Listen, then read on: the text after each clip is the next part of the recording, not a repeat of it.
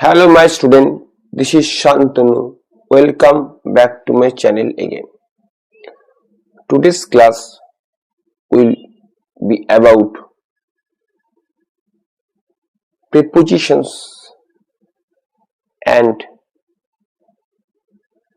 about how to use preposition, or you can say I will give different types of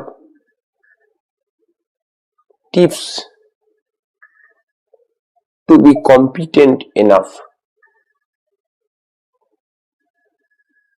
to have proficiency in prepositions. So keep watching my videos regularly, subscribe to my channel, do not forget to press the notification bell icon for more such video. I have written 5 general rules that are important to have proficiency in prepositions.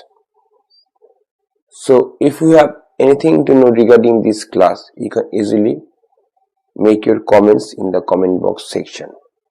Now let's get started. Keep your focus on the board. Look through the first rule. Preposition must have an object. So whenever you are going to use some preposition, the basic system is that it will certainly follow some object. If there is no object, it will not be a preposition. Even you can say we can use preposition, but if thereafter no object is there, in that case the preposition should be called prepositional adverb, or you can say detached preposition.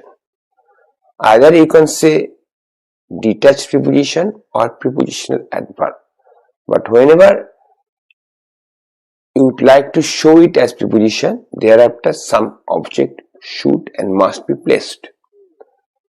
Must be placed before.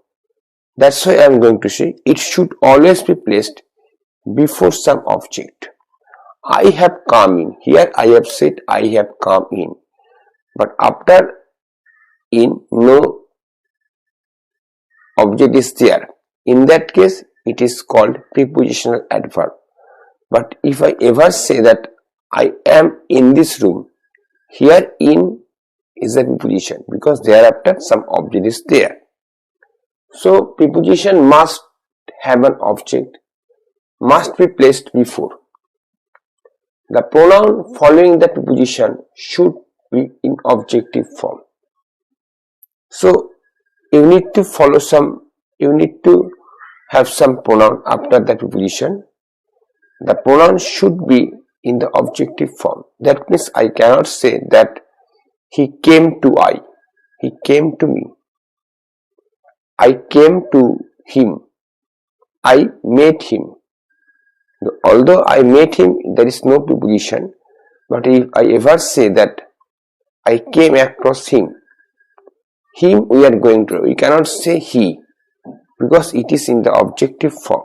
So if I ever say he, it will be wrong because he is a pronoun, but it is in the subjective form.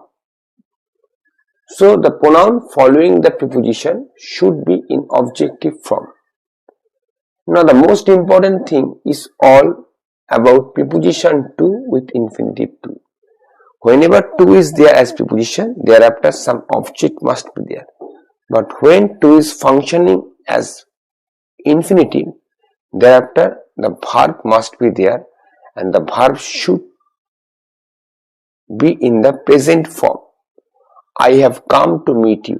Here meet is there, meet is a verb, but it is in the present form. If I say I have come to meet you, it is totally wrong. So it is very important that whenever to is there and thereafter if objects are there, it is preposition.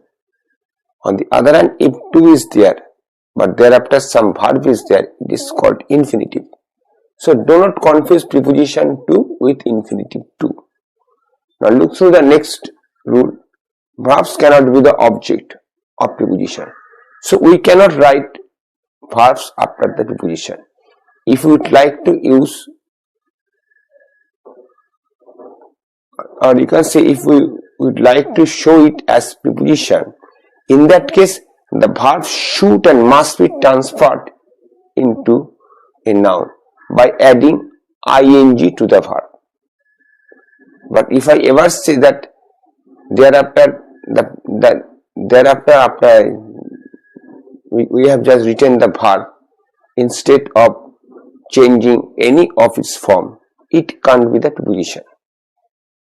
After hearing, but we never say after hear. Whenever we are going to say after hearing, here hearing is functioning as the gerund. So we are going to add ing to the verb. In that case we can place, but we cannot say after hear. So all these rules are there. Preposition must have an object, must be placed before. The pronoun following the preposition should be in objective form. Do not confuse preposition to with infinitive to.